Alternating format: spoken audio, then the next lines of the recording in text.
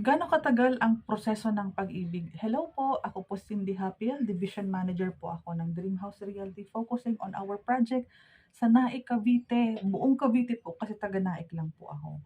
Kung ang tanong mo po is gaano katagal ang proseso, kung kuwentuhan ko po muna kayo, dalawang situation. Kung pre-selling po, medyo matagal po ang proseso natin dahil unang-una, babayaran muna natin in full payment yung equity na sinasabi.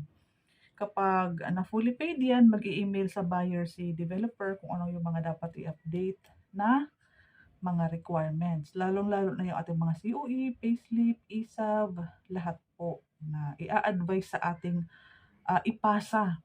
And then, depende po kung may papapirmahan pang mga bagong, documents, directly naman tayong ini-inform. Kung 'yan po is yung ating pre-selling. Kasi kapag, na fully paid